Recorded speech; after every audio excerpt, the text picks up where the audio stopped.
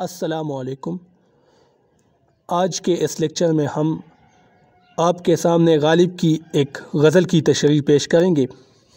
اس کے علاوہ اگر آپ BS اردو کے مزید لیکچرز دیکھنا چاہتے ہیں تو پلے لسٹ کو دیکھ لیجئے، وہاں پر آپ کو BS اردو کے حوالے سے بے شمار لیکچرز دیکھنے کو ملیں گے۔ غزل کا مطلع ہے، یعنی پہلا شعر ہے کہ ہوس کو ہے نشاط کار کیا کیا، نہ ہو مرنا تو جینے کا مزہ کیا۔ غالب کا خیال ہے کہ اس دنیا میں جو چہل پہل ہے، جو رونقیں ہیں، مستیاں ہیں، اس یقین کے سبب سے ہے، اس یقین کی وجہ سے ہے کہ دنیا میں رہنے کی مہلت بہت تھوڑی ہے، بہت مختصر ہے۔ یہ انسان کی فطرت ہے کہ جس قدر فرصت قلیل ہو، جس قدر اس کے پاس کم وقت ہو، اس قدر وہ زیادہ سرگرمی سے کام کو انجام دیتا ہے کہ وقت کم ہے، اور جس قدر ان کے پاس مہلت زیادہ ہو تو اس قدر وہ کام میں تاخیر کرتے ہے، اور انسان سست روی کا شکار ہو جاتا ہے کہ ابھی تو بہت وقت ہے۔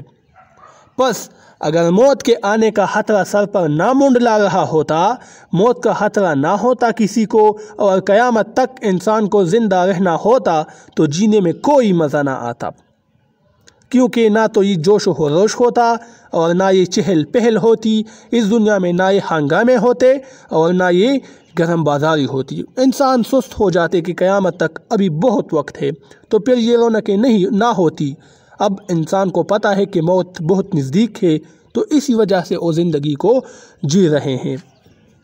اگلا شعر ہے کہ فروغ شعلہ ہس یک نفس ہے، ہوس کو پاسے ناموس وفا کیا۔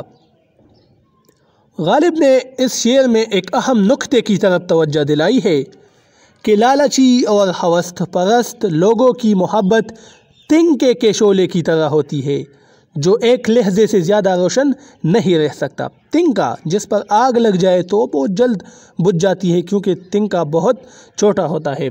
تو غالب ہوس پرست لوگوں اور لالچی لوگوں کو اور ان کی محبت کو تنکے کے شعلے سے تشبیہ دیتے ہیں۔ بلا ایسے لوگوں کو وفا کی عزت کا کیا پاس ہوگا۔ دوسرے لفظوں میں یوں کہیے کہ رقیب کی محبت 4 دن کی ہے، اس پر بھروسہ نہیں کرنا چاہیے۔ یہ وفا کی ناموس کہاں رکھ سکتا ہے رقیب کو عزت نامی چیز سے کوئی سروکار نہیں ہوتا، اسے تو بس اپنے مطلب سے غرض ہوتی ہے۔ اگلا شعر ہے کہ دماغ عطر پہ رہن نہیں ہے، غم آوارگی ہائے صبا کیا۔ غالب کی شاعرانہ عظمت اس شعر سے بھی واضح ہے۔ وہ فرماتے ہیں اگر صبح کی ہوا، اگر صبا محبوب کے لباس کی خوشبو کو 4 سو پھیلاتی پھرتی ہے، چاروں طرف پھیلاتی پھرتی ہے، تو ہم اس لیے اس کا غم نہیں کرتے کیونکہ ہم اس سے لطف اندوز نہیں ہو سکتے، تو اس کا غم پھر کیسا۔ یعنی صبح کی ٹھنڈی ہوا جب محبوب کے لباس کی خوشبو چاروں طرف پھیلاتی ہے تو ہمیں اس کا غم نہیں ہے، کیونکہ ہم اس سے لطف اندوز نہیں ہو سکتے۔ غم تو جب ہوتا کہ ہم اس سے مزے لیتے، مگر ہم تو سونگھ ہی نہیں سکتے کیونکہ ہمیں اس کی برداشت ہی نہیں ہے، اور اس کے برداشت کرنے کا دماغ کس کے پاس ہے۔ یعنی محبوب کے جسم، اس کی جسم کی خوشبو ایسی ہے کہ کوئی اس کو سونگھ نہیں سکتا، مبالغہ ہے۔ اگلا شعر ہے کہ دل ہر قطرہ ہے ساز اناء الجر، ہم اس کے ہیں ہمارا پوچھنا کیا۔ مرزا غالب نے اس شعر میں تصوف کا ایک اہم نقطہ واضح کیا ہے۔ فرماتے ہیں کہ ہر قطرے کے ساز دل سے اناء الجر کا نغمہ نکل رہا ہے، یعنی میں سمندر ہوں کا گویا گیت گا رہا ہے ہر قطرہ۔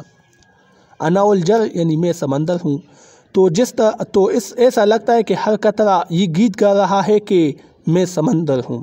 قطرہ اگرچہ بہت چھوٹا ہے، لیکن جب دریا میں ملتا ہے تو دریا بن جاتا ہے۔ اسی طرح ہر قطرہ دریا ہونے کا دعویٰ کر رہا ہے۔